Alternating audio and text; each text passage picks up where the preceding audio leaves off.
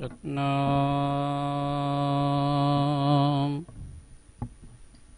श्री वाहेगुरु साहिब जी। दोहरा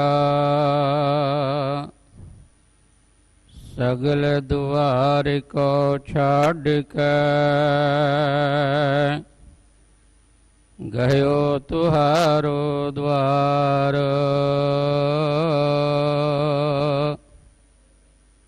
बाहें गहे की लाज अस गोविंद दास तुहार। सतनाम श्री वाहेगुरु साहिब जी। कबित नागन की छौना है कि कीने का उठौना है कि काम के खिलौना है बनाए हैं सुधार का। नागन की छौना है कि कीने का उठौना है कि काम के खिलौना है बनाए हैं सुधार का। ये तीरन के प्राण है कि सुंदरता की खान है कि काम के कलान विद की न विचार का। चतुरता के पेश है के रूप के नरेश है कि सुंदर से देश यश किने चंद्र सार का।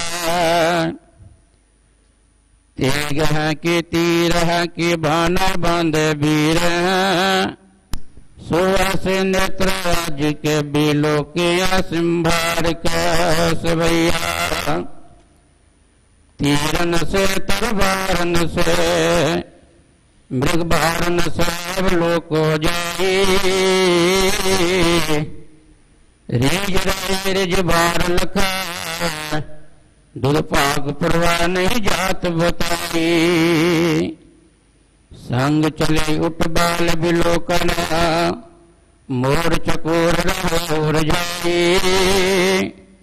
डेट पर लजराज जवा चित देखते तृण लून चुलीन चुराई।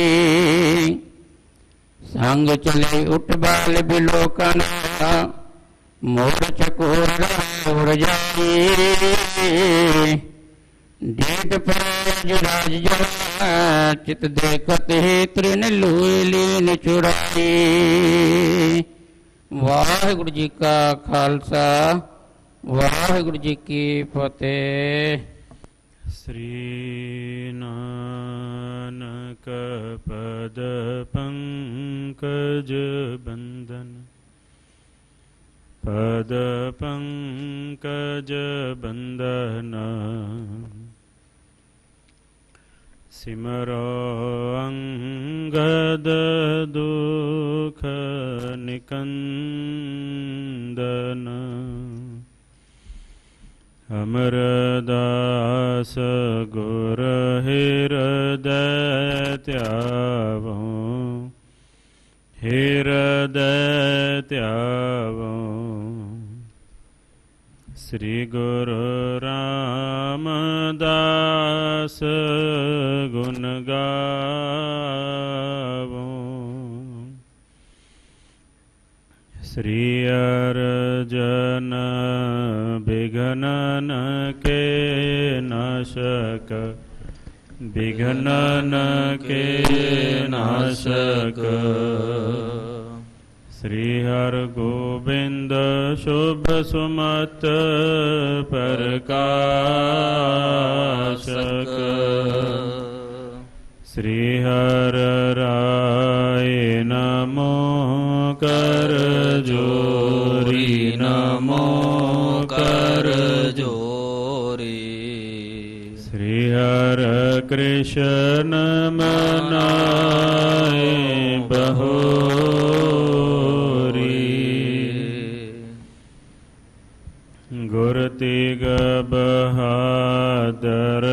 ਪਰਮ ਕਿਰਪਾਲਾ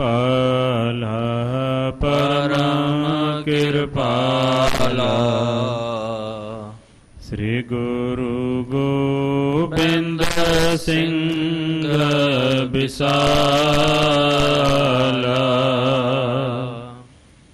ਤਰੋਂ ਧਰਾ ਪਰ ਪੁਨ ਪੁਨ ਸੀਸਾ ਪੁਨ ਪੁਨ ਸੀਸਾ ਬੰਦੋਂ ਬਾਰ ਬਾਰ ਜਗਦੀਸ਼ਾ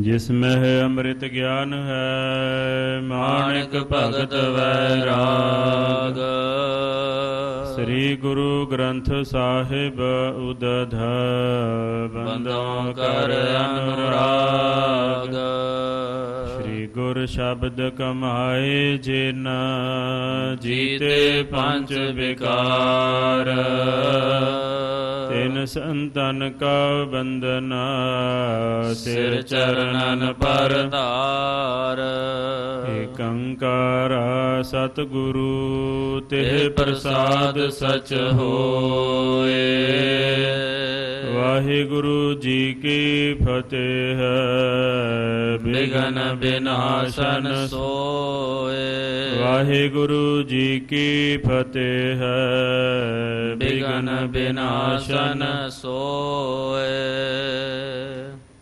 ਸਤਨਾਮ ਸ੍ਰੀ ਵਾਹਿਗੁਰੂ ਸਾਹਿਬ ਜੀ ਸੋ ਆਇਓ ਜਬ ਭਾਏ ਇਕਾਂਤ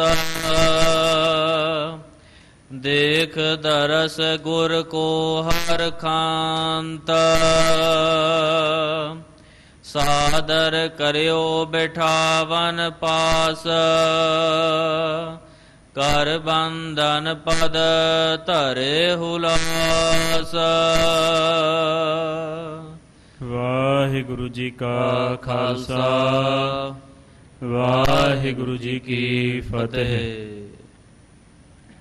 ਜੁਗੋ ਜੁਗ ਅਟਲ ਚਵਰ ਛਤਰ ਤਖਤ ਦੇ ਮਾਲਕ ਰਾਜਾਨ ਰਾਜ ਭਾਨਾਨ ਭਾਨ ਦੇਵਾਨ ਦੇਵ ਉਪਮਾ ਮਹਾਨ ਕੋਟ ਬ੍ਰਹਮੰਡਾ ਦੇ ਮਾਲਕ ਜਗ ਦੀ ਜੋਤ ਜਾਹਰਾ ਜਹੂਰ ਹਾਜ਼ਰਾ ਹਜੂਰ ਸਰਬ ਕਲਾ ਭਰਪੂਰ ਜਗਤ ਗੁਰੂ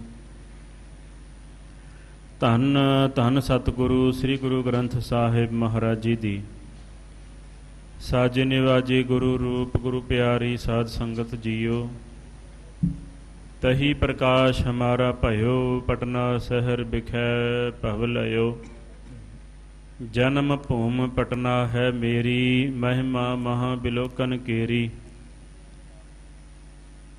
ਯਾਹੀ ਕਾਜ ਧਰਾ ਹਮ ਜਨਮੰ ਸਮਝ ਲਿਹੋ ਸਾਧੂ ਸਭ ਮਨਮੰ ਧਰਮ ਚਲਾਵਨ ਸੰਤ ਉਬਾਰਨ ਦੁਸ਼ਟ ਸਭਨ ਕੋ ਮੂਲ ਉਪਾੜਨ ਧੰਨ ਧੰਨ ਕਲਗੀਧਰ ਪਿਤਾ ਬਾਲਾ ਪ੍ਰੀਤਮ ਸਰਬੰਸ ਦਾਨੀ ਕਾਦਰੇ ਹਰਕਾਰ ਗੁਰੂ ਗੋਬਿੰਦ ਸਿੰਘ ਬੇਕਸਾਰਾ ਯਾਰ ਗੁਰੂ ਗੋਬਿੰਦ ਸਿੰਘ ਹਕ ਹਕ ਅੰਦੇਸ਼ ਗੁਰੂ ਗੋਬਿੰਦ ਸਿੰਘ ਬਾਦਸ਼ਾਹ ਦਰਵੇਸ਼ ਗੁਰੂ ਗੋਬਿੰਦ ਸਿੰਘ ਮਹਾਰਾਜ ਜੀ ਦੇ ਪਾਵਨ ਪਵਿੱਤਰ ਪ੍ਰਕਾਸ਼ ਅਸਥਾਨ ਤਖਤ ਸ੍ਰੀ ਹਰਿਮੰਦਰ ਜੀ ਪਟਨਾ ਸਾਹਿਬ ਵਿਖੇ ਸ਼ਾਮ ਦੇ ਵੇਲੇ ਸੁੰਦਰ ਦੀਵਾਨ ਸਜ ਰਹੇ ਨੇ।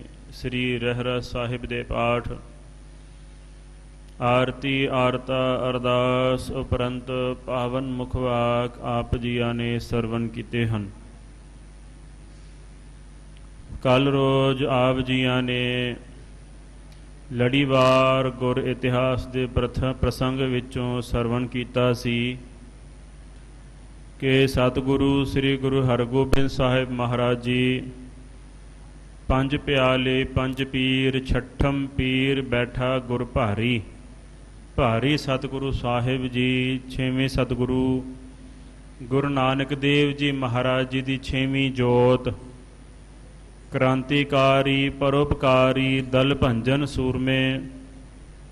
ਸਤਿਗੁਰੂ ਸਾਹਿਬ ਜੀ ਸ਼ਸਤਰਧਾਰੀ ਗੁਰੂ ਹਰਗੋਬਿੰਦ ਸਾਹਿਬ ਮਹਾਰਾਜ ਜੀ ਸਨੱਧਬੱਧ ਹੋ ਕਰਕੇ ਦਿੱਲੀ ਵੱਲ ਸਾਧ ਸੰਗਤ ਜੀ ਕੂਚ ਕੀਤਾ ਹੈ। ਚਲਦਿਆਂ ਚਲਦਿਆਂ ਸਿੱਖ ਸੂਰਮੇ ਸਤਿਗੁਰੂ ਸਾਹਿਬ ਜੀ ਦੇ ਨਾਲ ਹਨ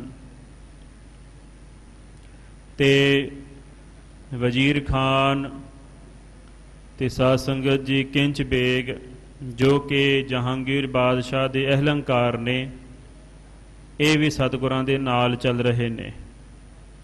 ਇਹਨਾਂ ਦੀ ਵਿਸ਼ੇਸ਼ ਕਰਕੇ ਡਿਊਟੀ ਲਾਈ ਗਈ ਸੀ ਜਹਾਂਗੀਰ ਵੱਲੋਂ ਕਿ ਸਤਿਗੁਰੂ ਸਾਹਿਬ ਜੀ ਨੂੰ ਕਿਵੇਂ ਨਾ ਕਿਵੇਂ ਦਿੱਲੀ ਲਿਆਇਆ ਜਾਵੇ ਤੇ ਆਪਣੀ ਡਿਊਟੀ ਨੂੰ ਪੂਰੀ ਤਰ੍ਹਾਂ ਨਿਭਾਉਂਦਿਆਂ ਹੋਇਆਂ ਇਹਨਾਂ ਨੇ ਸਤਿਗੁਰੂ ਸਾਹਿਬ ਜੀ ਨੂੰ ਪ੍ਰੇਮ ਨਾਲ, ਸਤਿਕਾਰ ਨਾਲ, ਆਦਰ ਨਾਲ ਦਿੱਲੀ ਵੱਲ ਸਾਧ ਸੰਗਤ ਜੀ ਲੈ ਕਰਕੇ ਆਏ ਨੇ। ਸਤਿਗੁਰੂ ਸਾਹਿਬ ਜੀ ਇੱਕ ਰਮਣੀਕ ਅਸਥਾਨ, ਜਿਸ ਅਸਥਾਨ ਦਾ ਨਾਮ ਅੱਜ ਗੁਰਦੁਆਰਾ ਮਜਨੂ ਕਾ ਟਿੱਲਾ ਸਾਹਿਬ ਹੈ, ਉਸ ਪਾਵਨ ਅਸਥਾਨ 'ਤੇ ਸਤਿਗੁਰੂ ਸਾਹਿਬ ਜੀ ਦਾ ਡੇਰਾ ਲਵਾਇਆ ਹੈ। ਉਹ ਪਾਵਨ ਅਸਥਾਨ ਜਦੋਂ ਸਤਿਗੁਰੂ ਸ੍ਰੀ ਗੁਰੂ ਨਾਨਕ ਦੇਵ ਜੀ ਮਹਾਰਾਜ ਜੀ, ਸਾਧ ਸੰਗਤ ਜੀ, ਸਤਿਗੁਰਾਂ ਦੇ ਵੀ ਪਹਿਲੇ ਪਾਤਸ਼ਾਹ ਦੇ ਵੀ ਚਰਨ ਉਸ ਅਸਥਾਨ 'ਤੇ ਪਏ ਹੋਏ ਨੇ। ਗੁਰੂ ਹਰਗੋਬਿੰਦ ਸਾਹਿਬ ਮਹਾਰਾਜ ਜੀ ਜੀਵਾਂ ਦੀ ਕਲਿਆਣ ਕਰਦਿਆਂ ਹੋਇਆਂ ਸਾਧ ਸੰਗਤ ਜੀ ਮਜਨੂ ਦੇ ਟਿੱਲੇ ਅਸਥਾਨ 'ਤੇ ਰਮਣੀਕ ਅਸਥਾਨ ਜਮੁਨਾ ਦਾ ਕੰਢਾ ਵੇਖ ਕਰਕੇ ਸਤਿਗੁਰੂ ਸਾਹਿਬ ਜੀ ਉੱਥੇ ਆਸਣ ਲਾਏ ਨੇ। ਇੱਧਰ ਵਜ਼ੀਰ ਖਾਨ ਜਿਹੜਾ ਹੈ ਉਹ ਚੱਲ ਕਰਕੇ ਬਾਦਸ਼ਾਹ ਦੇ ਕੋਲ ਆਇਆ ਹੈ। ਵਜ਼ੀਰ ਖਾਨ ਤੇ ਕਿੰਚ ਬੇਗ ਨੇ ਬਾਦਸ਼ਾਹ ਨੂੰ ਸਲਾਮ ਠੋਕੀ ਹੈ, ਨਮਸਕਾਰ ਕੀਤੀ ਹੈ ਤੇ ਨਮਸਕਾਰ ਕਰਕੇ ਜਦੋਂ ਜਹਾਂਗੀਰ ਬਾਦਸ਼ਾਹ ਨੇ ਵੇਖਿਆ ਕਿ ਵਜ਼ੀਰ ਖਾਨ ਤੇ ਕਿੰਚ ਬੇਗ ਆਇਆ ਹੈ, ਬਹੁਤ ਮਨ ਵਿੱਚ ਖੁਸ਼ ਹੋਇਆ ਹੈ ਤੇ ਪੁੱਛਣਾ ਕੀਤਾ ਕਿ ਤੁਸੀਂ ਜੋ ਤੁਹਾਨੂੰ ਕੰਮ ਕਿਹਾ ਸੀ ਉਹ ਤੁਸੀਂ ਕੀਤਾ ਕਿ ਨਹੀਂ ਕੀਤਾ। ਤੇ ਵਜ਼ੀਰ ਖਾਨ ਨੇ ਤੇ ਸਾਧ ਸੰਗਤ ਜੀ ਕਿੰਚ ਬੇਗ ਨੇ ਕਿਹਾ ਕਿ ਜੋ ਸਾਨੂੰ ਆਪ ਜੀ ਨੇ ਹਿਦਾਇਤ ਕੀਤੀ ਸੀ ਕਿ ਗੁਰੂ ਹਰਗੋਬਿੰਦ ਸਾਹਿਬ ਮਹਾਰਾਜ ਜੀ ਨੂੰ ਜ਼ਰੂਰ ਬਰ ਜ਼ਰੂਰ ਦਿੱਲੀ ਲੈ ਕਰਕੇ ਆਉਣਾ ਹੈ।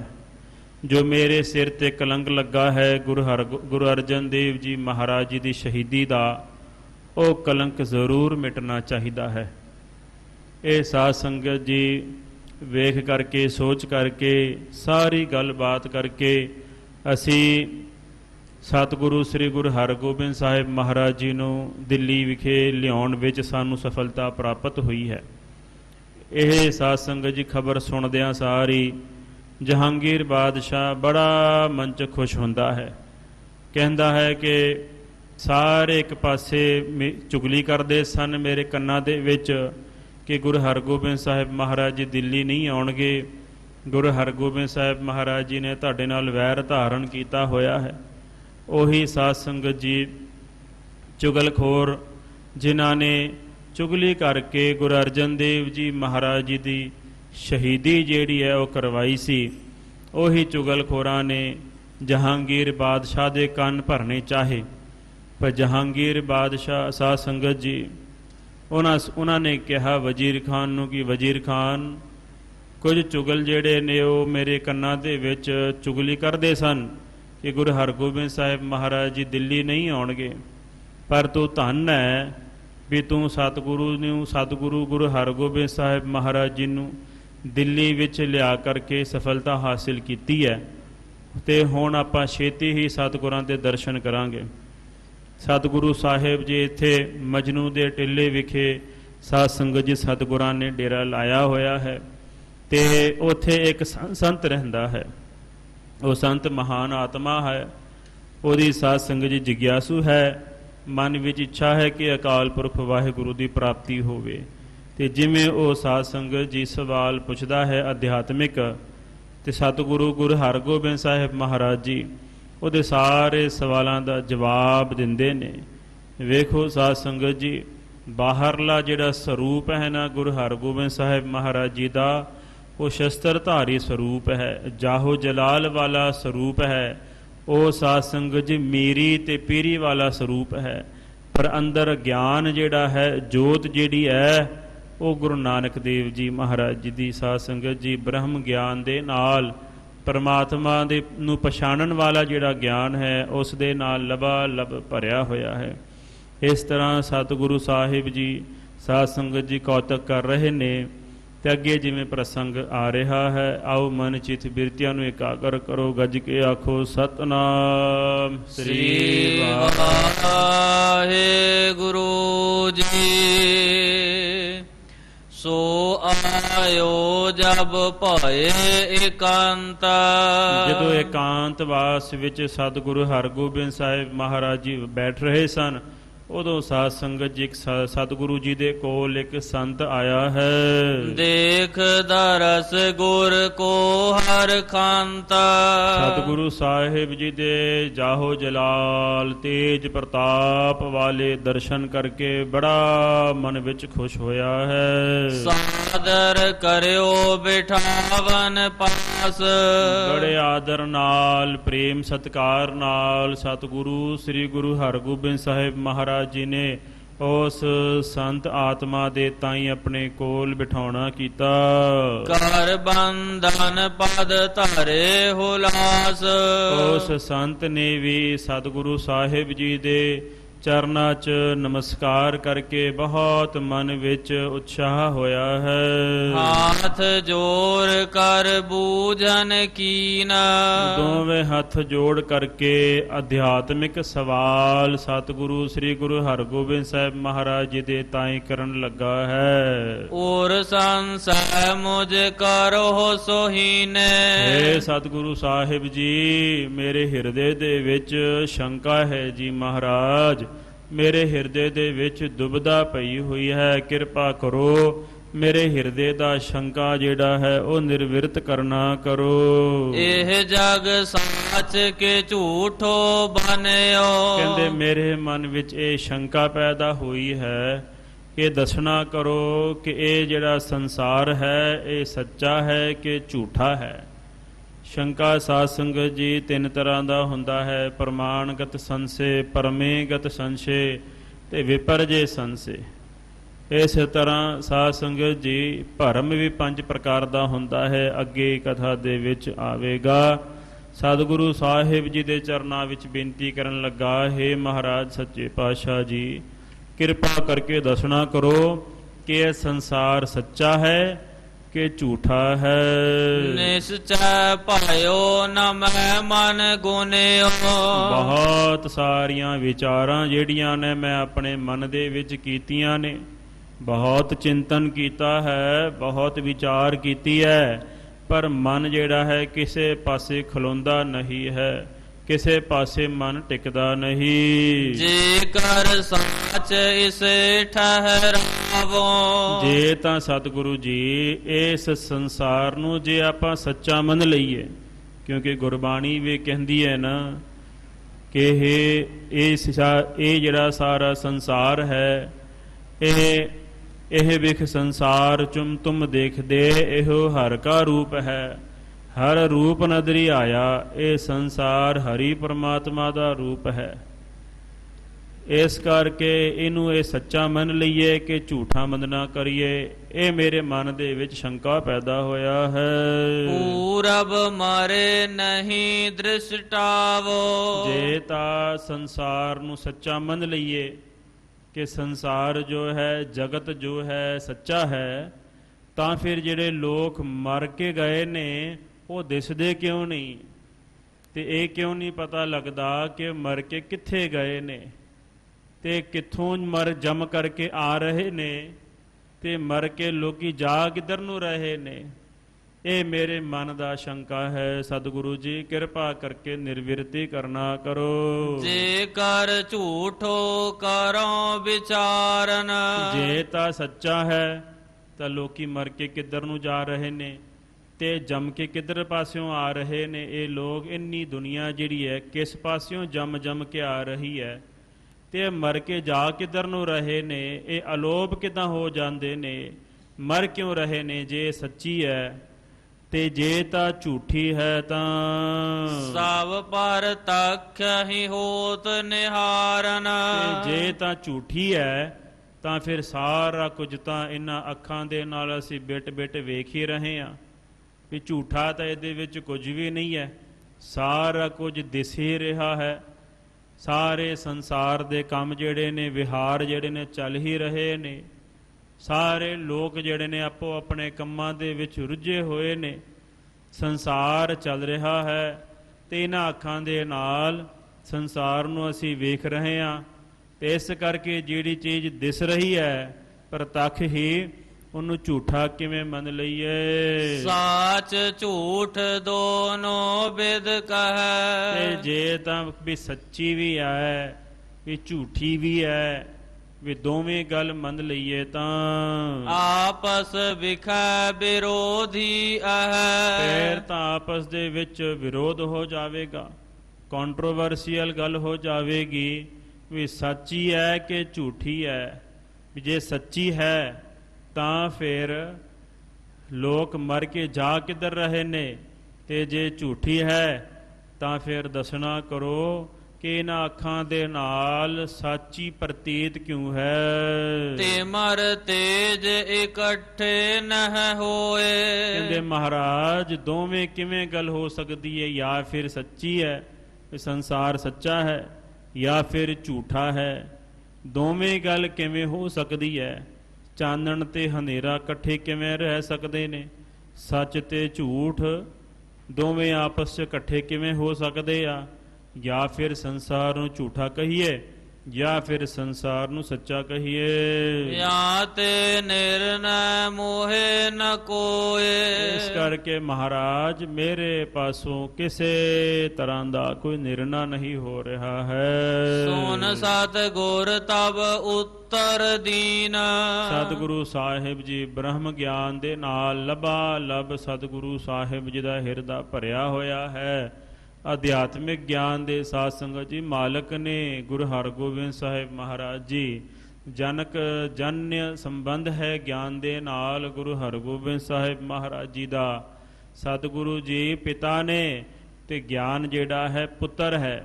ਜਿਵੇਂ ਪਿਤਾ ਦੇ ਵਿੱਚੋਂ ਪੁੱਤਰ ਪੈਦਾ ਹੁੰਦਾ ਹੈ, ਤਿਵੇਂ ਗੁਰੂ ਹਰਗੋਬਿੰਦ ਸਾਹਿਬ ਮਹਾਰਾਜ ਜੀ ਦੇ ਹਿਰਦੇ ਵਿੱਚੋਂ ਗਿਆਨ ਪੈਦਾ ਹੁੰਦਾ ਹੈ। ਸਤਿਗੁਰੂ ਸਾਹਿਬ ਜੀ ਸ੍ਰੇਸ਼ਟ ਉਪਦੇਸ਼ ਕਰਨ ਲੱਗੇ ਹਨ। ਜਬ ਨਰ ਸੁਪਤਾ ਨਿੰਦਰਾ ਲੀਨ। ਸਤਿਗੁਰੂ ਸਾਹਿਬ ਜੀ ਕਹਿੰਦੇ ਨੇ ਕਿ ਜਦੋਂ ਮਨੁੱਖ ਗਹਿਰੀ ਨੀਂਦ ਦੇ ਵਿੱਚ ਸੌਂਦਾ ਹੈ, ਇੱਕ ਤਾਂ ਜਾਗਰਤ ਅਵਸਥਾ ਹੈ, ਆਪਾਂ ਜਾਗਦੇ ਪਏ ਹਾਂ, ਕਥਾ ਸੁਣ ਰਹੇ ਹਾਂ, ਸੰਗਤ ਦੇ ਵਿੱਚ ਬੈਠੇ ਹਾਂ। ਤੇ ਇੱਕ ਤਾਂ ਸਾਧ ਸੰਗਤ ਜੀ ਜਦੋਂ ਆਪਾਂ ਸੌਂ ਜਾਂਦੇ ਹਾਂ ਤੇ ਜਦੋਂ ਸੌਂਦੇ ਹਾਂ ਤੇ ਸਾਧ ਸੰਗਤ ਜੀ ਸੁਪਨਾ ਆਉਂਦਾ ਆ, ਇੱਕ ਸੁਪਨੇ ਵਾਲੀ ਅਵਸਥਾ। ਇੱਕ ਸਾਧ ਸੰਗਤ ਜੀ ਗਹਿਰੀ ਅਵਸਥਾ, ਜਦੋਂ ਜਿਹਨੂੰ ਆਪਾਂ ਸੁਸ਼ੁਪਤੀ ਵੀ ਕਹਿ ਦਿੰਦੇ ਹਾਂ, ਇਹ ਜੜ ਅਵਸਥਾ ਜਿਹਨੂੰ ਆਪਾਂ ਕਹਿੰਦੇ ਹਾਂ ਕਿ ਯਾਰ ਬਹੁਤ ਗਹਿਰੀ ਨੀਂਦ ਲੱਗੀ ਸੀ, ਇਸ ਤਰ੍ਹਾਂ ਦਾ ਸੁੱਤਾ ਵੀ ਪਤਾ ਹੀ ਨਹੀਂ ਲੱਗਾ ਵੀ ਕਿੰਨਾ ਚਿਰ ਮੈਂ ਸੁੱਤਾ ਰਿਹਾ ਹਾਂ। ਜਦੋਂ ਇਹ ਅਵਸਥਾ ਹੁੰਦੀ ਹੈ, ਇੱਕ ਤਾਂ ਜਾਗਰਤ ਅਵਸਥਾ, ਦੂਸਰੀ ਸੁਪਨ ਅਵਸਥਾ ਤੇ ਤੀਸਰੀ ਜੜ ਅਵਸਥਾ, ਗਹਿਰੀ ਨੀਂਦ ਵਾਲੀ ਅਵਸਥਾ। ਗੁਰੂ ਮਹਾਰਾਜ ਕਹਿੰਦੇ ਨੇ ਜਦੋਂ ਮਨੁੱਖ ਸੁਪਨੇ ਵਿੱਚ, ਨੀਂਦਰ ਦੇ ਵਿੱਚ ਸੁਪਨਾ ਲੈਂਦਾ ਹੈ, ਸੁਪਨ ਅਵਸਥਾ ਜਬ ਹੂੰ ਪਾਏ। ਇੱਕ ਸਾਧ ਸੰਗਤ ਜੀ ਗ੍ਰੰਥ ਹੈ ਵਿਚਾਰ ਚੰਦਰੋਦੈ, ਵਿਦਾਂਤ ਦਾ ਗ੍ਰੰਥ ਹੈ ਅਨਮਤੀਆਂ ਦਾ। ਉਹਦੇ ਵਿੱਚ ਲਿਖਿਆ ਹੈ ਕਿ ਗਲੇ ਦੇ ਵਿੱਚ ਇੱਕ ਨਾੜ ਹੈ, ਜੋ ਸਾਧ ਸੰਗਤ ਜੀ ਆਪਣੇ ਕੇਸ ਨਾਲੋਂ 100ਵਾਂ ਹਿੱਸਾ ਬਰੀਕ ਹੈ। ਇੰਨੀ ਬਰੀਕ ਨਾੜ ਹੈ ਜਿਹਨੂੰ ਆਪਾਂ ਇਹਨਾਂ ਅੱਖਾਂ ਦੇ ਨਾਲ ਵੇਖ ਨਹੀਂ ਸਕਦੇ। ਇੰਨੀ ਬਰੀਕ ਨਾੜ ਦੇ ਵਿੱਚ ਮਨ ਜਿਹੜਾ ਹੈ, ਉਹ ਜਦ ਬੰਦਾ ਸੌਂ ਜਾਂਦਾ ਹੈ ਨਾ, ਉਸ ਨਾੜ ਦੇ ਵਿੱਚ, ਗਲੇ ਦੇ ਵਿੱਚ ਇੱਕ ਨਾੜ ਹੈ, ਉਸ ਨਾੜ ਦੇ ਵਿੱਚ ਨਰਵਸ ਦੇ ਵਿੱਚ ਜਾ ਕਰਕੇ ਮਨ ਜਿਹੜਾ ਹੈ ਆਪਣੀ ਸ੍ਰਿਸ਼ਟੀ ਵੱਖਰੀ ਰਚ ਲੈਂਦਾ ਹੈ। ਸੁਪਨਾ ਵੇਖਦਾ ਹੈ ਤੇ ਉਸ ਸੁਪਨੇ ਦੇ ਵਿੱਚ ਦੁੱਖ ਸੁੱਖ ਭੋਗਦਾ ਰਹਿੰਦਾ ਹੈ। ਵੱਖਰੀ ਆਪਣੀ ਸੁਪਨੇ ਵਾਲੀ ਸ੍ਰਿਸ਼ਟੀ ਛੋਟੀ ਜੀ ਬਣਾ ਲੈਂਦਾ ਹੈ ਤੇ ਫਿਰ ਸਾਧ ਸੰਗਤ ਜੀ ਦੁੱਖ ਸੁੱਖ ਉਸ ਨੂੰ ਭੋਗਦਾ ਰਹਿੰਦਾ ਹੈ ਮਨ। ਇਸ ਤਰ੍ਹਾਂ ਵਿਦਵਾਨਾਂ ਨੇ ਜ਼ਿਕਰ ਕੀਤਾ ਹੈ। ਗੁਰੂ ਮਹਾਰਾਜ ਕਹਿੰਦੇ ਨੇ ਜਦੋਂ ਨਿੰਦਰ ਦੇ ਵਿੱਚ ਬੰਦੇ ਨੂੰ ਸੁਪਨਾ ਆਉਂਦਾ ਹੈ। ਸਗਲ ਜਗਤ ਜਾਣੋ ਤਿਸ ਭਾਏ। ਉਸ ਵਾਸਤੇ ਤਾਂ ਜਦੋਂ ਸੁਪਨੇ ਦੇ ਵਿੱਚ ਉਹਦੀ ਬਿਰਤੀ ਲੱਗੀ ਹੈ, ਉਸ ਵਾਸਤੇ ਤਾਂ ਸਾਰਾ ਸੰਸਾਰ ਝੂਠਾ ਹੀ ਹੈ ਨਾ, ਕਿਉਂਕਿ ਸਾਰੇ ਸੰਸਾਰ ਵਾਸਤੇ ਤਾਂ ਉਹ ਬੰਦਾ ਸੌਂ ਗਿਆ ਹੈ, ਭਾਵ ਕਿ ਅੱਧਾ ਮਾਰੀ ਗਿਆ ਹੈ ਨਾ। ਜਬ ਲੋ ਸੁਪਨਾ ਨਰ ਕੋ ਰਹੈ। ਜਿੰਨਾ ਚਿਰ ਬੰਦੇ ਨੂੰ ਸੁਪਨਾ ਹੁੰਦਾ ਹੈ, ਤਬ ਲੋ ਸਾਚੋ ਹੀ ਤਿਸ ਲਹੈ। ਉਨਾ ਚਿਰ ਤਾਂ ਉਹਦੇ ਵਾਸਤੇ ਉਹ ਸੁਪਨਾ ਸੱਚਾ ਹੀ ਪ੍ਰਤੀਤ ਹੁੰਦਾ ਹੈ ਨਾ। ਜਿਵੇਂ ਸਾਧ ਸੰਗਤ ਜੀ ਬੰਦੇ ਨੂੰ ਸੁਪਨੇ ਦੇ ਵਿੱਚ ਕਈ ਤਰ੍ਹਾਂ ਦੀਆਂ ਗੱਲਾਂ ਜਿਹੜੀਆਂ ਨੇ ਆਉਂਦੀਆਂ ਨੇ, ਕਹਾਣੀਆਂ ਆਉਂਦੀਆਂ ਨੇ, ਕਿਤੇ ਦਾ ਕਿਤੇ ਬੰਦਾ ਤੁਰ ਫਿਰ ਕੇ ਆ ਜਾਂਦਾ ਹੈ। ਪਰ ਉਨਾ ਚਿਰ ਜਿੰਨਾ ਚਿਰ ਸੁਪਨਾ ਵੇਖ ਰਿਹਾ ਹੈ, ਉਨਾ ਚਿਰ ਤਾਂ ਸੁਪਨਾ ਸੱਚਾ ਪ੍ਰਤੀਤ ਹੁੰਦਾ ਹੈ। ਉਨਾ ਚਿਰ ਤਾਂ ਲੱਗਦਾ ਹੈ ਕਿ ਨਹੀਂ, ਇਹ ਸਾਰਾ ਜਿਹੜਾ ਹੈ ਉਹ ਹੋ ਰਿਹਾ ਹੈ। ਭੈ ਪਾਵਤ ਅਰ ਭਾਜਿਓ ਜਾਤ। ਇਸ ਤਰ੍ਹਾਂ ਸਾਧ ਸੰਗਤ ਜੀ ਸੁਪਨੇ ਦੇ ਵਿੱਚ ਭੈ ਪਾਵਤ ਭਾਵ ਸੁਪਨੇ ਦਾ ਡਰ ਵੀ ਲੱਗਦਾ ਹੈ। ਜੇ ਕੋਈ ਸਾਧ ਸੰਗਤ ਜੀ ਅਨਸੁਖਾਵੀ ਘਟਨਾ ਵਾਪਰ ਜਾਵੇ ਸੁਪਨੇ ਦੇ ਵਿੱਚ, ਬੰਦੇ ਨੂੰ ਸਾਧ ਸੰਗਤ ਜੀ ਇਦਾਂ ਸੁਪਨਾ ਆਉਂਦਾ ਹੈ ਕਿ ਮੇਰੀ ਮੌਤ ਹੋ ਗਈ। ਹੁਣ ਇੱਕ ਤਾਂ ਸਰੀਰ ਹੈ ਜੋ ਸਾਧ ਸੰਗਤ ਜੀ ਬੈੱਡ ਦੇ ਵਿੱਚ ਪਿਆ ਹੋਇਆ ਹੈ, ਬਿਸਤਰੇ ਤੇ ਪਿਆ ਹੋਇਆ ਹੈ ਲੰਮਾ। ਇੱਕ ਸੁਪਨੇ ਦੇ ਵਿੱਚ ਡੈੱਡ ਬੋਡੀ ਆਪਣੀ ਵੇਖਦਾ ਹੈ ਕਿ ਮੇਰੀ ਮੌਤ ਹੋ ਗਈ। ਦੋ ਸਰੀਰ ਹੋ ਗਏ ਨਾ। ਇਸ ਤਰ੍ਹਾਂ ਵਿਦਵਾਨ ਕਹਿੰਦੇ ਨੇ ਕਿ ਸਾਧ ਸੰਗਤ ਜੀ ਭਰਮ ਕਰਕੇ ਜਦੋਂ ਸੁਪਨਾ ਪ੍ਰਤੀਤ ਹੁੰਦਾ ਹੈ, ਉਹ ਸੁਪਨਾ ਵੀ ਸਾਧ ਸੰਗਤ ਜੀ ਉਨਾ ਚਿਰ ਸੱਚਾ ਹੀ ਲੱਗਦਾ ਹੈ ਜਿੰਨਾ ਚਿਰ ਸੁਪਨੇ ਚੋਂ ਬਾਹਰ ਨਹੀਂ ਨਿਕਲਦਾ। ਐਵੇਂ ਨਹੀਂ ਗੁਰੂ ਸਤਿਗੁਰੂ ਸ੍ਰੀ ਗੁਰੂ ਤੇਗ ਬਹਾਦਰ ਜੀ ਮਹਾਰਾਜ ਜੀ ਨੇ ਸਾਧ ਸੰਗਤ ਜੀ ਸਾਰੇ ਸੰਸਾਰ ਨੂੰ ਸੁਪਨਾ ਕਿਹਾ ਹੈ। ਜੈਸੇ ਜਲ ਤੇ ਬੁੱਧਬੁਦਾ ਉਪਜੈ ਬਿਨਸੇ ਨੀਤ, ਜਗ ਰਚਨਾ ਤੈਸੇ ਰਚੀ ਜਾਨ ਲਿਹੋਰੀ ਮੀਤ। ਜਿਵੇਂ ਪਾਣੀ ਦੇ ਬੁੱਲੇ ਸਾਧ ਸੰਗਤ ਜੀ ਥੱਲਿਓਂ ਦੀ ਉੱਪਰ ਆਉਂਦੇ ਨੇ, ਫਿਰ ਫੁੱਟ ਜਾਂਦੇ ਨੇ, ਫਿਰ ਨਿਕਲਦੇ ਨੇ, ਫਿਰ ਆਉਂਦੇ ਨੇ। ਇਸ ਤਰ੍ਹਾਂ ਸੰਸਾਰ ਦੀ ਉਤਪਤੀ ਹੋ ਰਹੀ ਹੈ ਤੇ ਮਰ ਰਹੇ ਨੇ ਲੋਕ। ਕਿੰਨਾ ਸਾਧ ਸੰਗਤ ਜੀ ਵਿਸ਼ਿਸ਼ਟ ਗਿਆਨ ਹੈ ਸ੍ਰੀ ਗੁਰੂ ਤੇਗ ਬਹਾਦਰ ਜੀ ਮਹਾਰਾਜ ਜੀ ਦਾ। ਸਾਰੇ ਸੰਸਾਰ ਨੂੰ ਇੱਕ ਪਾਣੀ ਦੇ ਬੁੱਲੇ ਦਾ ਸਾਧ ਸੰਗਤ ਜੀ ਉਦਾਹਰਨ ਦੇ ਦਿੱਤਾ ਹੈ। ਇੰਨਾ ਨਾਸ਼ਵੰਤ ਹੈ, ਖਿੰਨ ਭੰਗਰ ਹੈ ਸੰਸਾਰ। ਗੁਰੂ ਹਰਗੋਬਿੰਦ ਸਾਹਿਬ ਮਹਾਰਾਜ ਜੀ ਕਹਿੰਦੇ ਨੇ, ਜੇ ਸੁਪਨੇ ਕੋ ਭੈ ਪਾਵਤ ਅਰ ਭਾਜਿਓ ਜਾਤ। ਇਸ ਤਰ੍ਹਾਂ ਸੁਪਨੇ ਦੇ ਵਿੱਚ ਡਰ ਪੈਦਾ ਹੁੰਦਾ ਹੈ ਤੇ ਡਰ ਦੇ ਨਾਲ ਭੱਜ ਜਾਂਦਾ ਹੈ। ਕੈ ਪ੍ਰਿਯ ਦੇਖਤ ਉਰ ਹਰ ਖਾਤ। ਤੇ ਡਰ ਦੇ ਮਾਰੇ ਸੁਪਨੇ ਵਿੱਚ ਇਹੋ ਜੀਆਂ ਗੱਲਾਂ ਹੋ ਜਾਂਦੀਆਂ ਨੇ ਕਿ ਵੇਖ ਕਰਕੇ ਬੰਦਾ ਦੌੜ ਜਾਂਦਾ ਹੈ। ਤੇ ਸੁਪਨੇ ਦੇ ਵਿੱਚ ਇਹੋ ਜੀਆਂ ਗੱਲਾਂ ਹੋ ਜਾਂਦੀਆਂ ਨੇ ਬੰਦੇ ਦੇ ਨਾਲ, ਜਿਹਦੇ ਨਾਲ ਬੰਦਾ ਪ੍ਰੇਮ ਪਾ ਲੈਂਦਾ ਹੈ ਤੇ ਮਨ ਵਿੱਚ ਖੁਸ਼ੀ ਵੀ ਬਹੁਤਾ ਪੈਦਾ ਹੁੰਦੀ ਹੈ। ਜੇ ਸੁਪਨੇ ਕੋ ਝੂਠੋ ਜਾਣੈ। ਜੇ ਤਾਂ ਸੁਪਨੇ ਨੂੰ ਝੂਠਾ ਮੰਨ ਲਈਏ ਤਾਂ ਤਰਾਸ ਬਿਖਾਦ ਹਰਖ ਕਿਉ ਠਾਨੈ। ਤੇ ਫਿਰ ਕਿਉਂ ਸੁਪਨੇ ਦਾ ਡਰ ਤੇ ਕਿਉਂ ਸੁਪਨੇ ਚੋਂ ਸੁਖ ਦੀ ਅਨੁਭੂਤੀ ਕਰਦਾ ਹੈ। ਜੇ ਸਾਧ ਸੰਗਤ ਜੀ ਸੁਪਨੇ ਦੇ ਵਿੱਚ ਗੁਰੂ ਮਹਾਰਾਜ ਦੇ ਦਰਸ਼ਨ ਹੋ ਜਾਣ ਤੇ ਉੱਠ ਕਰਕੇ ਨਾ ਸਵੇਰੇ ਉੱਠ ਕਰਕੇ ਬੰਦਾ 5-7 ਬੰਦਿਆਂ ਨੂੰ ਜਾ ਕੇ ਦੱਸਦਾ ਹੈ ਕਿ ਅੱਜ ਗੁਰੂ ਮਹਾਰਾਜ ਮੇਰੇ ਸੁਪਨੇ 'ਚ ਆਏ ਸਨ, ਅੱਜ ਬੜਾ ਆਨੰਦ ਸੀ, ਬੜਾ ਸਤਿਗੁਰੂ ਸਾਹਿਬ ਜੀ ਦੇ ਘੋੜੇ ਤੇ ਚੜ੍ਹੇ ਹੋਏ ਦੇ ਸਤਿਗੁਰਾਂ ਦੇ ਦਰਸ਼ਨ ਹੋਏ ਨੇ, ਬੜਾ ਸੋਹਣਾ ਸਰੀਰ ਸੀ ਸਤਿਗੁਰਾਂ ਦਾ।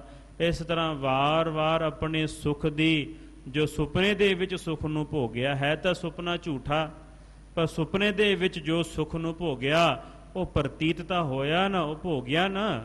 ਜਿਹੜਾ ਸਾਧ ਸੰਗਤ ਜੀ ਸੁਪਨੇ ਵਿੱਚ ਦੁੱਖ ਆਇਆ ਹੈ, ਕਿਸੇ ਦੀ ਮੌਤ ਹੋ ਗਈ, ਕਿਸੇ ਦੇ ਨਾਲ ਕੋਈ ਦੁਰਘਟਨਾ ਵਾਪਰ ਗਈ, ਕੋਈ ਇਹੋ ਜਿਹੀ ਗੱਲ ਹੋ ਗਈ, ਉਹਦੇ ਵਿੱਚੋਂ ਡਰ ਤੇ ਭੈ ਪੈਦਾ ਹੋਇਆ। ਫਿਰ ਸਾਧ ਸੰਗਤ ਜੀ ਦੱਸਦਾ ਵੀ ਹੈ ਲੋਕਾਂ ਦੇ ਤਾਈਂ, ਮਿੱਤਰਾਂ ਦੇ ਤਾਈਂ, ਯਾਰ ਮੈਨੂੰ ਬੜਾ ਭੈੜਾ ਸੁਪਨਾ ਆਇਆ ਸੀ, ਇਸ ਤਰ੍ਹਾਂ ਮੇਰੇ ਸੁਪਨੇ ਵਿੱਚ ਆਹ ਗੱਲ ਹੋਈ ਸੀ, ਬੜਾ ਮੈਨੂੰ ਡਰ ਲੱਗਾ। ਭਾਵ ਕਿ ਸੁਪਨਾ ਹੈ ਝੂਠਾ, ਪਰ ਉਹਦਾ ਡਰ ਵੀ ਆਇਆ ਤੇ ਉਹਦੇ ਵਿੱਚੋਂ ਸੁੱਖ ਵੀ ਪੈਦਾ ਹੁੰਦਾ ਹੈ। ਤਬ ਸਾਚੋ ਲਖ ਕਾ ਸਭ ਤੇ ਕਰੈ।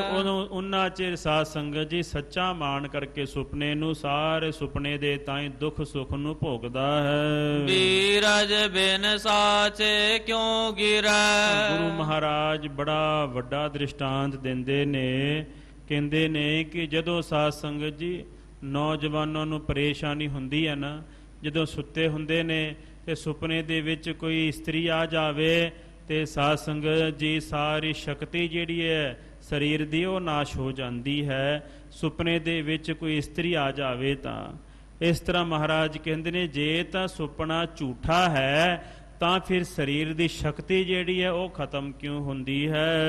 ਜਾਗਰਤ ਜਬ ਅਵਸਥਾ ਪਾਏ। ਤੇ ਜਦੋਂ ਜਾਗ ਪੈਂਦਾ ਹੈ, ਸੁਪਨੇ ਦੇ ਵਿੱਚੋਂ ਬਾਹਰ ਨਿਕਲਦਾ ਹੈ, ਫਿਰ ਜਿਹੜੀ ਅਵਸਥਾ ਹੈ ਜਾਗਰਤ ਅਵਸਥਾ ਕਿਵੇਂ ਪ੍ਰਾਪਤ ਹੁੰਦੀ ਹੈ। ਜੇ ਸਾਚੋ ਤਬ ਕਿਉ ਨ ਦਿਸਾਏ। ਜੇ ਤਾਂ ਸੁਪਨਾ ਸੱਚਾ ਹੈ ਫਿਰ ਸੁਪਨਾ ਮੁੱਕ ਕਿਉਂ ਗਿਆ, ਸੁਪਨਾ ਟੁੱਟ ਕਿਉਂ ਗਿਆ, ਇਹ ਪ੍ਰਤੀਤੀ ਕਿਉਂ ਹੋਈ ਹੈ ਕਿ ਇਹ ਚੀਜ਼ ਸੁਪਨਾ ਸੀ। ਤੇ ਜੇ ਸੁਪਨਾ ਝੂਠਾ ਹੈ, ਸੰਸਾਰ ਸੱਚਾ ਹੈ, ਤਾਂ ਫਿਰ ਸੁਪਨੇ ਦੇ ਵਿੱਚ ਜਦ ਬੰਦਾ ਹੁੰਦਾ ਹੈ ਉਦੋਂ ਸੰਸਾਰ ਦੀ ਪ੍ਰਤੀਤੀ ਕਿੱਥੇ ਹੁੰਦੀ ਹੈ।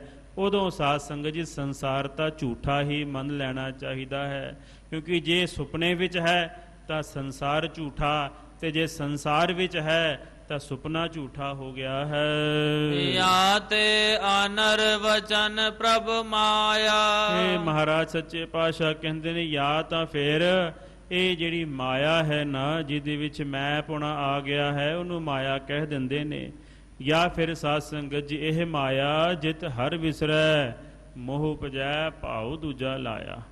ਜਾਂ ਫਿਰ ਮਾਇਆ ਉਹਨੂੰ ਕਹਿੰਦੇ ਨੇ ਜਿੱਥੇ ਹਰੀ ਪਰਮਾਤਮਾ ਵਿਸਰ ਜਾਵੇ, ਪਰਮਾਤਮਾ ਨੂੰ ਭੁਲਾ ਦਈਏ, ਉਹਨੂੰ ਮਾਇਆ ਕਹਿ ਦਿੰਦੇ ਨੇ। ਕਹਿੰਦੇ ਨੇ ਮਾਇਆ ਨੂੰ ਸੱਚੀ ਮੰਨੀਏ ਇੱਕੇ ਝੂਠਾ ਮੰਨੀਏ, ਜਾਂ ਫਿਰ ਅਨਰਵਚਨੀ ਮੰਨ ਲਈਏ। ਸਤ ਅਸਤ, ਸਤ ਅਸਤ ਉਭੈ ਨਹੀਂ, ਸੱਚ ਵੀ ਹੈ ਝੂਠੀ ਵੀ ਹੈ, ਤੇ ਸੱਚੀ ਵੀ ਨਹੀਂ ਹੈ ਤੇ ਝੂਠੀ ਵੀ ਨਹੀਂ ਹੈ, ਕੀ ਮੰਨਣਾ ਕਰੀਏ। ਜਾਨੀ ਪਰਹ ਨ ਬਿਨ ਗੁਰ ਦਾਇਆ। ਗੁਰੂ ਦੀ ਦਇਆ ਤੋਂ ਬਗੈਰ, ਗੁਰੂ ਦੀ ਦ੍ਰਿਸ਼ਟੀ ਤੋਂ ਬਗੈਰ ਇਹ ਸਾਧ ਸੰਗਤ ਜੀ ਗਿਆਨ ਜਿਹੜਾ ਹੈ ਜਾਣਿਆ ਨਹੀਂ ਜਾਂਦਾ ਹੈ। ਸਾਚ ਝੂਠ ਕਿਛ ਕਹੀ ਨ ਜਾਏ। ਇਸ ਸੰਸਾਰ ਨੂੰ ਸੱਚਾ ਮੰਨੀਏ ਕਿ ਇਸ ਸੰਸਾਰ ਨੂੰ ਝੂਠਾ ਮੰਨ ਨਾ ਕਰੀਏ, ਕੁਝ ਜਾਣਿਆ ਨਹੀਂ ਜਾਂਦਾ ਹੈ। ਤਿਹ ਕਾਰਜ ਇਹ ਜਗਤ ਸੁਭਾਏ। ਇਸ ਕਰਕੇ ਸਾਧ ਸੰਗਤ ਜੀ ਸੰਸਾਰ ਦਾ ਜਿਹੜਾ ਕਾਰਜ ਹੈ ਨਾ ਉਤਪੱਤੀ ਦਾ, ਪਾਲਣਾ ਦਾ, ਲੈਤਾ ਦਾ, ਉਹ ਤਾਂ ਪਰਮੇਸ਼ਰ ਦੇ ਹੱਥ ਵਿੱਚ ਹੈ। ਪਰ ਸਾਧ ਸੰਗਤ ਜੀ ਮੈਂ ਪੁਣਾ ਹੋਣ ਕਰਕੇ ਮਨ ਦੇ ਵਿੱਚ ਤੇ ਬੁੱਧੀ ਦੇ ਵਿੱਚ ਇਹ ਭਰਮ ਪਿਆ ਹੋਇਆ ਹੈ। ਮਾਇਆ ਕੋ ਆਖੈ ਅਗਿਆਨਾ। ਗੁਰੂ ਮਹਾਰਾਜ ਕਹਿੰਦੇ ਨੇ ਮਾਇਆ ਦਾ ਦੂਜਾ ਨਾਮ ਕੀ ਹੈ। ਮਾਇਆ ਕਿਹਨੂੰ ਕਹਿੰਦੇ ਨੇ? ਮਾਇਆ ਕਹਿੰਦੇ ਨੇ ਅਗਿਆਨਤਾ ਨੂੰ। ਅਗਿਆਨ ਕਿਹਨੂੰ ਕਹਿੰਦੇ ਨੇ? ਮੈਨੂੰ ਪਤਾ ਨਹੀਂ ਜੀ। ਪਰਮੇਸ਼ਰ ਬਾਰੇ ਮੈਨੂੰ ਪਤਾ ਨਹੀਂ ਜੀ।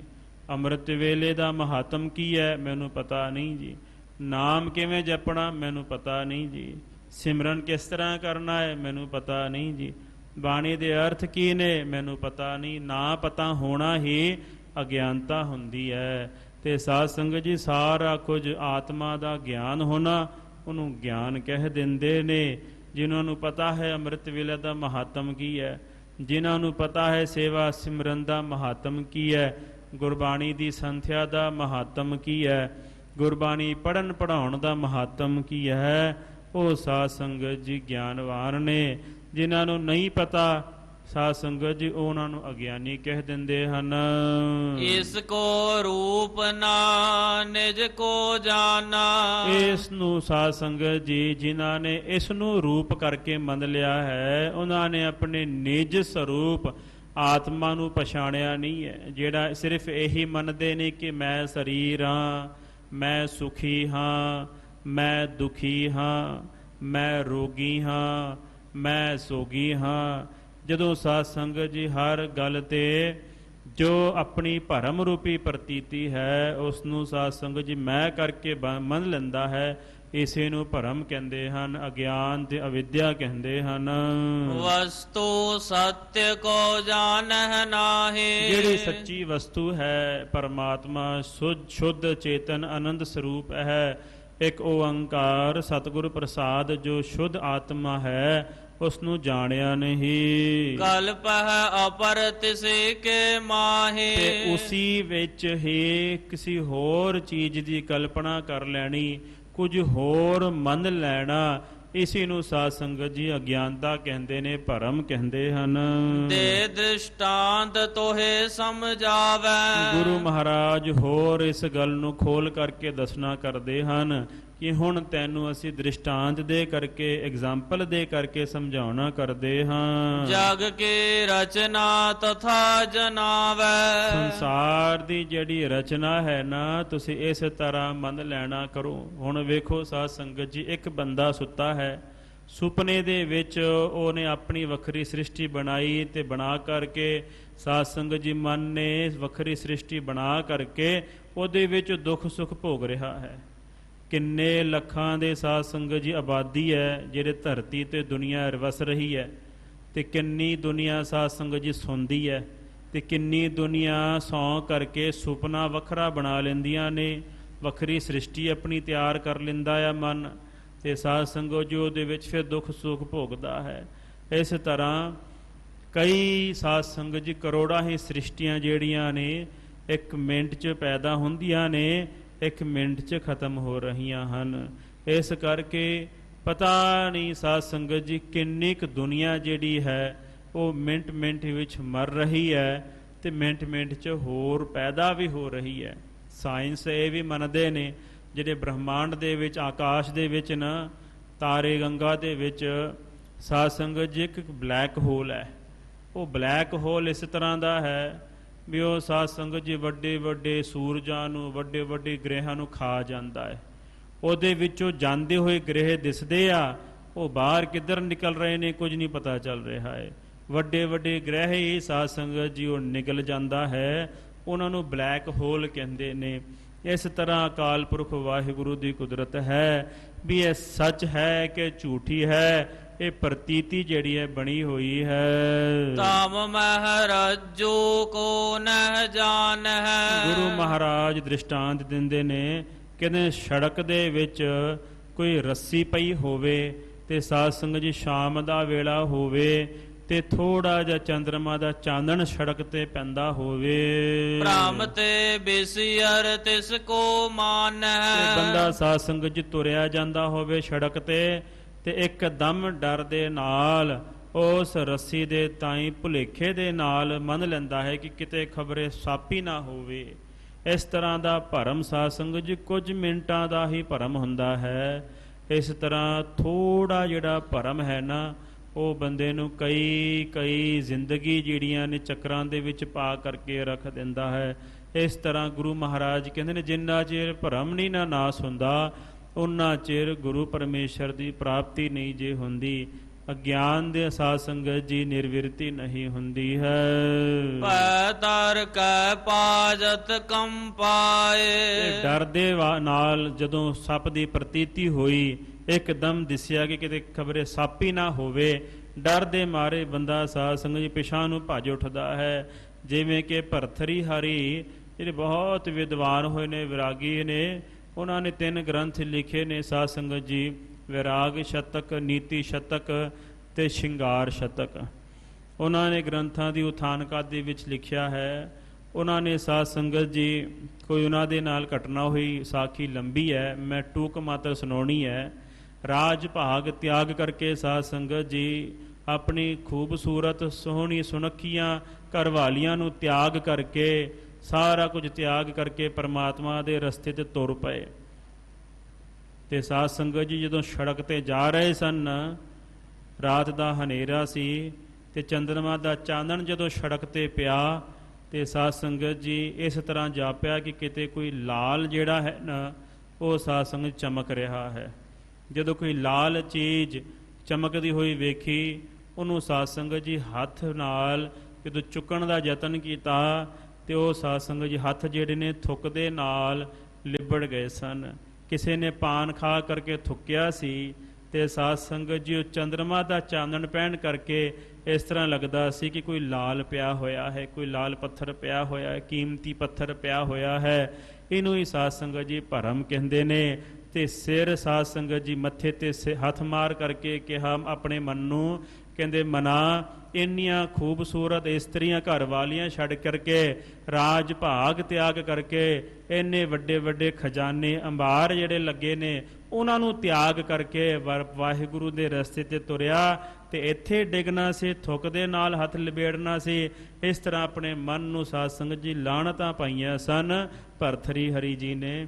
ਇਸ ਤਰ੍ਹਾਂ ਹੀ ਸਤਿਗੁਰੂ ਸ੍ਰੀ ਗੁਰੂ ਹਰਗੋਬਿੰਦ ਸਾਹਿਬ ਮਹਾਰਾਜ ਜੀ ਦ੍ਰਿਸ਼ਟਾਂਤ ਦਿੰਦੇ ਨੇ, ਸੜਕ ਦੇ ਉੱਤੇ ਰੱਸੀ ਪਈ ਹੋਵੇ ਤੇ ਭੁਲੇਖੇ ਦੇ ਨਾਲ ਹੀ ਸਾਧ ਸੰਗਤ ਜੀ ਬੰਦਾ ਉਹਨੂੰ ਸੱਪ ਕਰਕੇ ਮਨ ਬੈਠਦਾ ਹੈ। ਜੇ ਹੋਏ ਝੂਠੋ ਕਿਉਂ ਡਰ ਪਾਏ। ਤੇ ਜੇ ਤਾਂ ਸਾਧ ਸੰਗਤ ਜੀ ਝੂਠਾ ਹੈ, ਜੇ ਸੱਪ ਹੈ ਹੀ ਨਹੀਂ ਤੇ ਫਿਰ ਡਰ ਕਿਉਂ ਪੈਦਾ ਹੋਇਆ?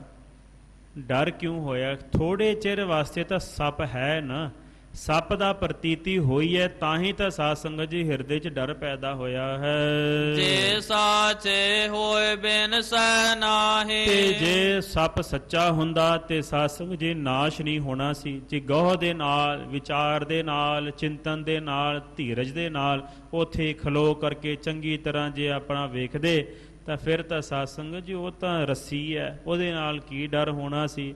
ਪਰ ਇੱਕਦਮ ਹੀ ਭਰਮ ਪੈਣ ਕਰਕੇ, ਅਗਿਆਨਤਾ ਦੇ ਵਸ ਹੋਣ ਕਰਕੇ ਬੰਦੇ ਦੇ ਮਨ ਦੇ ਵਿੱਚ ਡਰ ਪੈਦਾ ਹੋ ਗਿਆ ਹੈ। ਜਾਂ ਤੇ ਆਨਰ ਵਚਨ ਲਖ ਤਾਹੀ।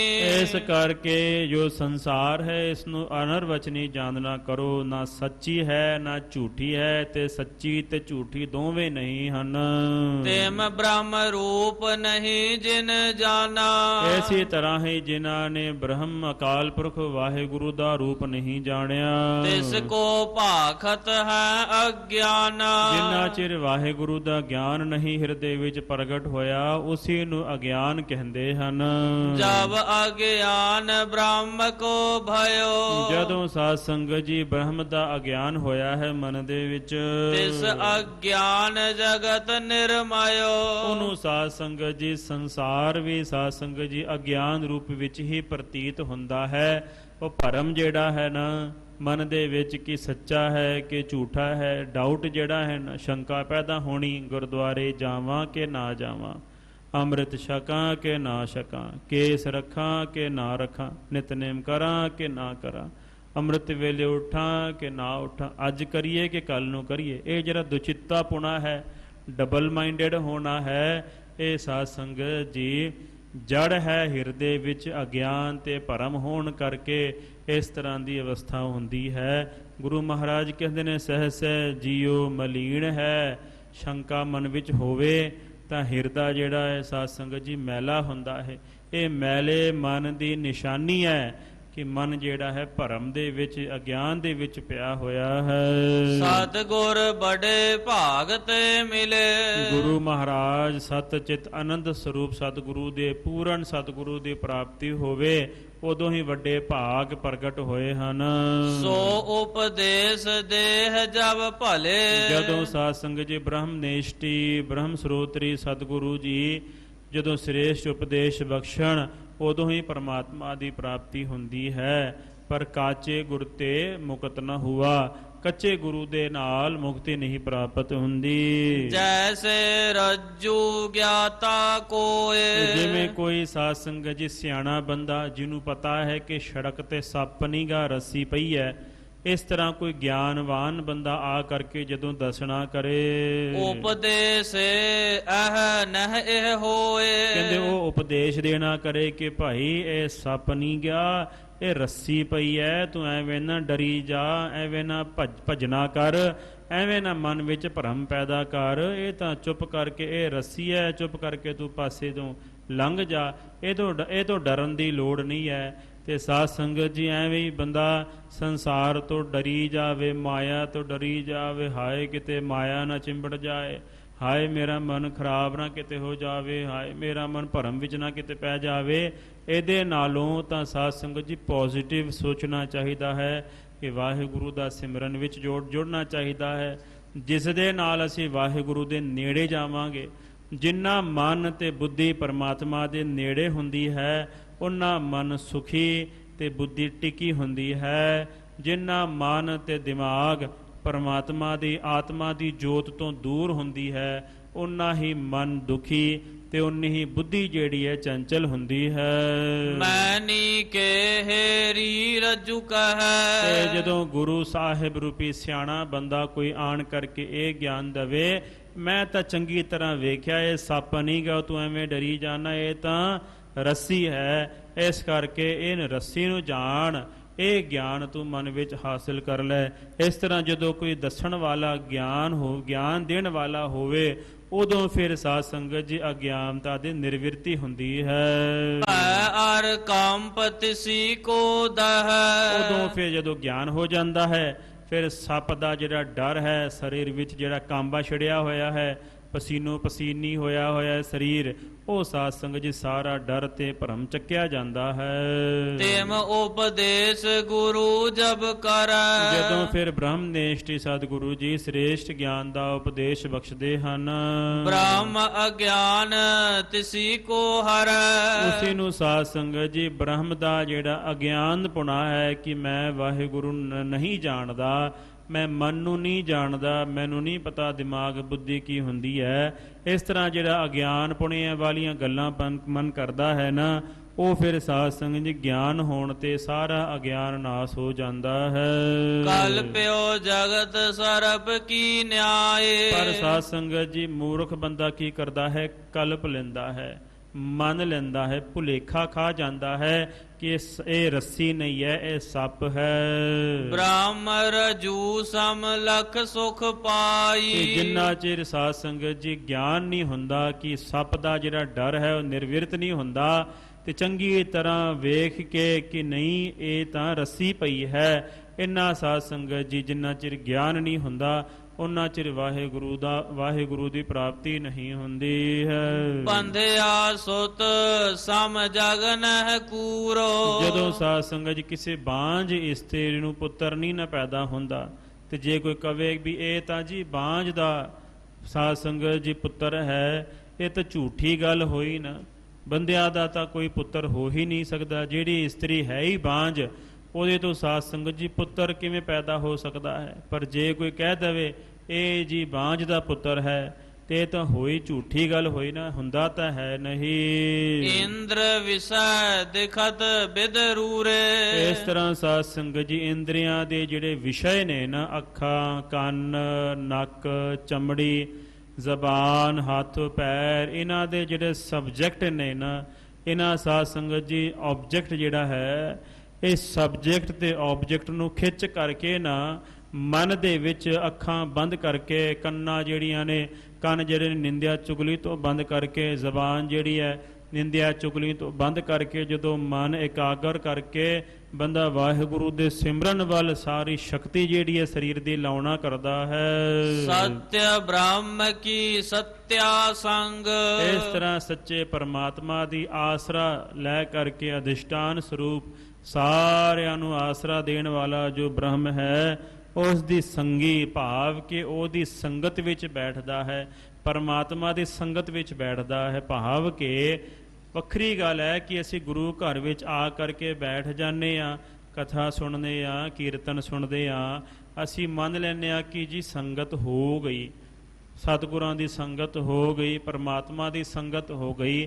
ਪਰ ਸਾਧ ਸੰਗਤ ਜੀ ਸਤ ਦਾ ਸੰਗ ਹੋਣਾ, ਮਨ ਜਿਹੜਾ ਹੈ ਉਹ ਵਾਹਿਗੁਰੂ ਦੀ ਹਜ਼ੂਰੀ ਵਿੱਚ ਰਹਿਣਾ, ਮਨ ਨੇ ਕਥਾ ਕੀਰਤਨ ਸੁਣਦਿਆਂ ਹੋਇਆਂ ਇੱਧਰ ਉੱਧਰ ਨਾ ਜਾਣਾ, ਮਨ ਦਾ ਟਿਕੇ ਰਹਿਣਾ ਵਾਹਿਗੁਰੂ ਦੇ ਕੋਲ, ਉਹਨੂੰ ਕਹਿੰਦੇ ਨੇ ਸਤ ਦਾ ਸੰਗ ਹੋਣਾ। ਇਸ ਕਰਕੇ ਗੁਰੂ ਮਹਾਰਾਜ ਕਹਿੰਦੇ ਨੇ ਜਦੋਂ ਬ੍ਰਹਮ ਦਾ ਸੰਗ ਹੁੰਦਾ ਹੈ, ਉਦੋਂ ਹੀ ਬ੍ਰਹਮ ਦਾ ਜਿਹੜਾ ਗਿਆਨ ਹੈ ਉਹ ਪ੍ਰਗਟ ਹੁੰਦਾ ਹੈ, ਪ੍ਰਕਾਸ਼ ਹੁੰਦਾ ਹੈ। ਭਾਸਤ ਹੈ ਸਤ ਨਾਨਾ ਰੰਗ। ਪਰ ਸਾਧ ਸੰਗਤ ਜੀ ਭੁਲੇਖੇ ਦੇ ਨਾਲ ਜਿਹੜਾ ਸੱਚਾ ਪਰਮਾਤਮਾ ਹੈ ਵੱਖੋ ਵੱਖਰੇ ਰੰਗਾਂ ਰੂਪਾਂ ਦੇ ਵਿੱਚ ਭਾਸਦਾ ਹੈ, ਪ੍ਰਤੀਤ ਹੁੰਦਾ ਹੈ। ਜਿਵੇਂ ਸਾਧ ਸੰਗਤ ਜੀ ਸੋਨੇ ਦਾ ਕੜਾ ਪਾਇਆ ਹੋਵੇ ਨਾ, ਤੇ ਇੱਕ ਬੰਦਾ ਕਵੇ ਇਹ ਜੀ ਕੜਾ ਹੈ, ਤੇ ਦੂਸਰਾ ਬੰਦਾ ਕਵੇ ਨਹੀਂ ਜੀ ਇਹ ਜੀ ਸੋਨਾ ਹੈ, ਤੇ ਆਪਸ ਵਿੱਚ ਲੜੀ ਜਾਣ, ਹੈ ਤਾਂ ਸਾਧ ਸੰਗਤ ਜੀ ਉਹ ਸੋਨਾ ਹੀ ਹੈ। ਭਾਵੇਂ ਉਹਨੂੰ ਕੜਾ ਕਹਿ ਲਓ, ਸੋਨੇ ਦਾ ਕੜਾ ਕਹਿ ਲਓ, ਜਾਂ ਭਾਵੇਂ ਸੋਨਾ ਕਹਿ ਲਓ, ਜਦੋਂ ਉਹਦਾ ਆਕਾਰ ਤੇ ਸਾਧ ਸੰਗਤ ਜੀ ਨਾਮ ਖਤਮ ਹੋ ਜਾਂਦਾ ਹੈ, ਨਾਮ ਰੂਪ ਆਕਾਰ, ਫਿਰ ਉਹਨੂੰ ਸ਼ੁੱਧ ਸੋਨਾ ਹੀ ਕਹਾਂਗੇ। ਇਸ ਕਰਕੇ ਜਦੋਂ ਬ੍ਰਹਮ ਸਾਧ ਸੰਗਤ ਜੀ ਸ੍ਰਿਸ਼ਟੀ ਆਪਣੀ ਜਬੁਦ ਕਰਖ ਕਰਾ ਕਰਤਾਰਾ, ਪ੍ਰਜਾ ਧਰਤ ਤਬ ਦੇਹ ਅਪਾਰਾ, ਜਬ ਆਕਰਖ ਕਰਤ ਹੋ ਕਬ ਹੂੰ, ਤੁਮ ਮੈਂ ਮਿਲਤ ਦੇਹ ਧਰ ਸਭ ਹੂੰ। ਜਦੋਂ ਆਪਣੀ ਜੋਤ ਖਿੱਚਦਾ ਹੈ ਉਦੋਂ ਸਾਰੀ ਸ੍ਰਿਸ਼ਟੀ ਬਿੰਦੂ ਰੂਪ ਮਾਇਆ ਵਿੱਚ ਆਣ ਕਰਕੇ ਮਿਲ ਜਾਂਦੀ ਹੈ।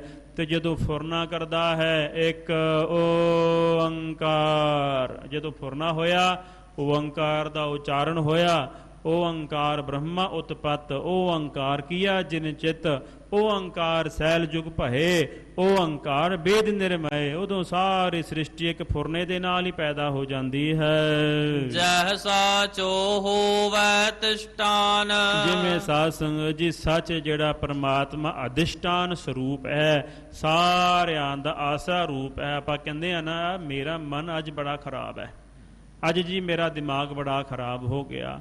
ਹੁਣ ਇਹ ਗਿਆਨ ਕਿਹਨੂੰ ਪ੍ਰਾਪਤ ਹੋਇਆ ਹੈ ਕਿ ਅੱਜ ਮੇਰਾ ਮਨ ਖਰਾਬ ਹੈ, ਅੱਜ ਬਾਣੀ ਦਾ ਬੜਾ ਆਨੰਦ ਆਇਆ। ਇਹ ਕੌਣ ਗਿਆਨ ਦੇ ਰਿਹਾ ਹੈ?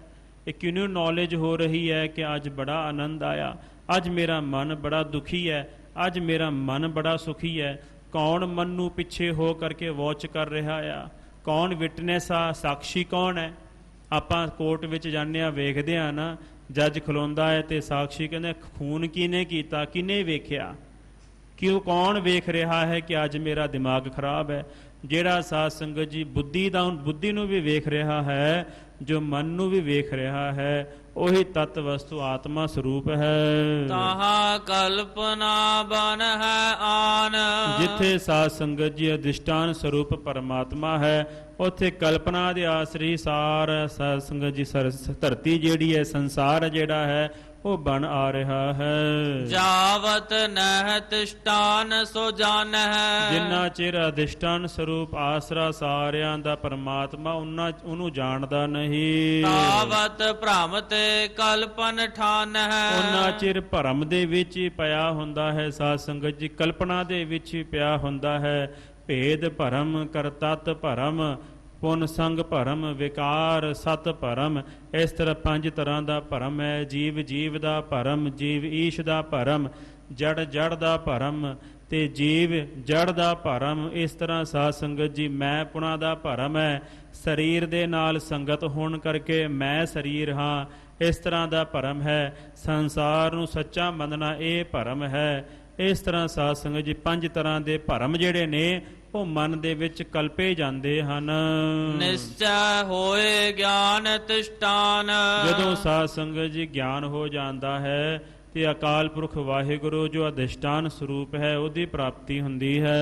ਉਹਨੇ ਕਲਪਨਾ ਕਰਹਿ ਨ ਆਨ, ਫਿਰ ਦੁਬਾਰਾ ਬੰਦਾ ਕਲਪਨਾ ਨਹੀਂ ਕਰਦਾ ਕਿਸੇ ਤਰ੍ਹਾਂ ਦੀ। ਜਾਂ ਤੇ ਸੁਨੋ ਸੰਤ ਸ਼ਰੁਤ ਮਾਹੇ, ਇਸ ਕਰਕੇ ਹੈ ਸੰਤ ਜਨੋ ਆਪਣੇ ਕੰਨਾਂ ਦੇ ਵਿੱਚ ਸੁਣਨਾ ਕਰੋ। ਜਿਹ ਅਲੰਬ ਜਗ ਜਾਨ ਹੋਤਾ ਹੈ, ਜੋ ਸਾਰੇ ਸੰਸਾਰ ਦਾ ਆਸਰਾ ਰੂਪ ਹੈ, ਆਦ ਅਨੀਲ ਅਨਾਦ ਅਨਾਹਤ ਜੁਗ ਜੁਗ ਏਕੋ ਵੇਸ।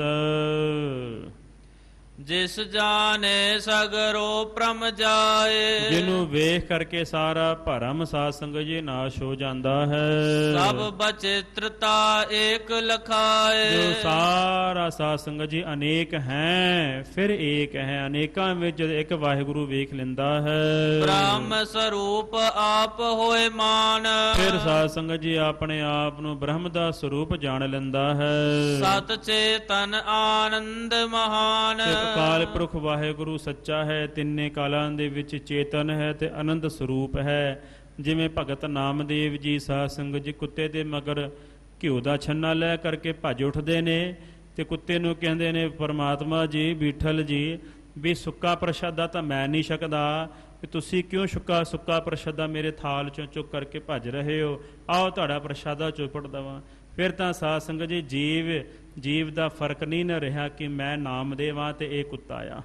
ਆਪਣੇ ਆਪ ਵਿੱਚ ਸਾਧ ਸੰਗਤ ਜੀ ਬ੍ਰਹਮ ਦੀ ਪ੍ਰਾਪਤੀ ਹੈ। ਈਭੈ ਬੀਠਲ ਊਭੈ ਬੀਠਲ, ਬਿਠਲ ਬਿਨ ਸੰਸਾਰ ਨਹੀਂ। ਸਾਰੇ ਪਾਸੇ ਪਰਮਾਤਮਾ ਦੇ ਹੀ ਦਰਸ਼ਨ ਹੁੰਦੇ ਨੇ। ਇਹ ਸਾਧ ਸੰਗਤ ਜੀ ਅਧਿਆਤਮਿਕ ਗਿਆਨ ਗੁਰੂ ਹਰਗੋਬਿੰਦ ਸਾਹਿਬ ਮਹਾਰਾਜ ਜੀ ਉਸ ਸੰਤ ਦੇ ਤਾਈਂ ਬਖਸ਼ ਰਹੇ ਨੇ। ਇੱਥੇ ਸਾਧ ਸੰਗਤ ਜੀ ਸਮੇਂ ਦੀ ਸਮਾਪਤੀ ਹੈ। ਵਿਚਾਰ ਕਰਦਿਆਂ ਬੇਅੰਤ ਪ੍ਰਕਾਰ ਦੀਆਂ ਗਲਤੀਆਂ ਹੋ ਗਈਆਂ ਹਨ ਜੀ। ਜਿਸ ਜਾਣੇ ਸਗਰੋ ਭ੍ਰਮ ਜਾਏ, ਸਭ ਬਚਿੱਤਰਤਾ ਏਕ ਲਖਾਏ। ਬ੍ਰਹਮ ਸਰੂਪ ਆਪ ਹੋਏ ਮਾਨ, ਸਤ ਚੇਤਨ ਆਨੰਦ ਮਹਾਨ। ਵਾਹਿਗੁਰੂ ਜੀ ਕਾ ਖਾਲਸਾ, ਵਾਹਿਗੁਰੂ ਜੀ ਕੀ ਫਤਿਹ।